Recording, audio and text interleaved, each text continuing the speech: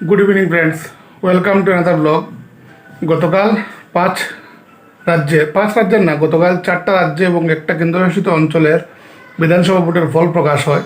সবারই জানা, মোটামুটি সবাই জানেন যে অসমে আবার বিজেপি ফিরে এসেছে, 102টা আসন পেয়েছে 126টা আসনের মধ্যে।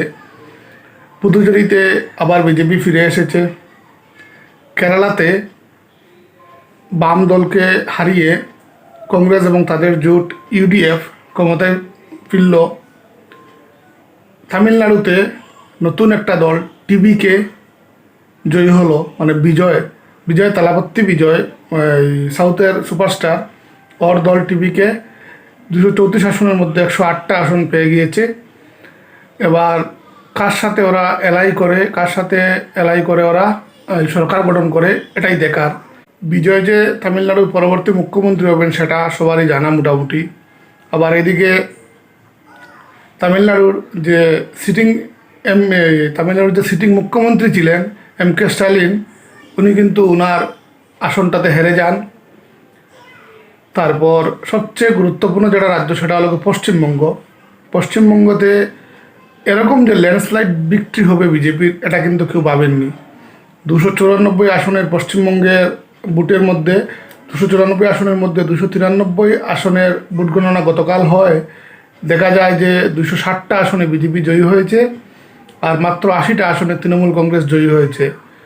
বিজেপি একটা মানে অপ্রত্যাশিত জয় ছিনিয়ে নিয়েছে তৃণমূলের কাছ থেকে। তৃণমূলের গুন্ডারা যেভাবে রাজ্যটাকে বিচ্ছেদী একটা পর্যায়ে নিয়ে গিয়েছিল, সেটা আমরা দূরে বসে ফেসবুক, হোয়াটসঅ্যাপ বা টিভির মাধ্যমে জানতে পেরেছিলাম, বা বিভিন্ন সংবাদপত্রের মাধ্যমে জানতে পেরেছিলাম যে তৃণমূল রাজ্যটাকে খুব বাজেভাবে চালাচ্ছে। এবার কিন্তু একটা ফয়সালা হবে, এবং সেই ফয়সালাটা হলো বিজেপি ক্ষমতায় এলো। প্রথমবারের মতো বিজেপি ক্ষমতায় এলো পশ্চিমবঙ্গে, যেটা কিন্তু আজকের থেকে 10-12 বছর আগেও কল্পনাতীত ছিল। এবার সবচেয়ে গুরুত্বপূর্ণ ব্যাপার যেটা, ভোটে হেরে যাওয়ার পরও কিন্তু মমতা বন্দ্যোপাধ্যায় গতকাল তো রিজাইন করেনি, আজকে উনি বলছেন উনি পদত্যাগ করবেন না। এটা পাগলামে একটা লিমিট আছে, সেবলামোর একটা লিমিট আছে। এই ভদ্রমহিলাকেই পশ্চিমবঙ্গের বুদ্ধিজীবীরা মানে সাপোর্ট করতো এই মহিলাটাকেই। আর এই মহিলাটা আজকে কি করছেন, বুটে হেরে গিয়ে, বুটে হার জিত থাকতেই পারে, জেনারেলি হয় কি বুটে হেরে গেলে ওদিন বিকেলবেলায় যিনি মুখ্যমন্ত্রী থাকেন উনি ওনার পদত্যাগপত্র রাজ্যপালের কাছে সমঝে দেন। তারপর ডিজলভ হয়ে গেলো, ওনার এই মন্ত্রিসভার ডিজলভ হয়ে গেলো। তারপর নতুন যারা জিতেছেন ওরা পরে ডেট নিয়ে শপথ নিয়ে নেন। কিন্তু মমতা বন্দ্যোপাধ্যায় বলছেন কি উনি রিজাইন করবেন না। উনি কেন রিজাইন করবেন? উনি নাকি হারেননি, ওনাকে নাকি হারিয়ে দেওয়া হয়েছে। এটা গর্দবের মতো কথাবার্তা, মানে পাগলের মতো কথাবার্তা, পুরো একটা পাগল এই ভদ্রমহিলাটা। আমি প্রথম থেকেই বলে আসছিলাম এই ভদ্রমহিলাটা একটা পাগল। এই ভদ্রমহিলাটাকে কীভাবে যে পশ্চিমবঙ্গের মানুষ 15 বছর মানে সিংহাসনে রাখলো, সেটাই একটা মানে অবাক করে দেওয়ার মতো ব্যাপার। দেখা যাক কী হয়।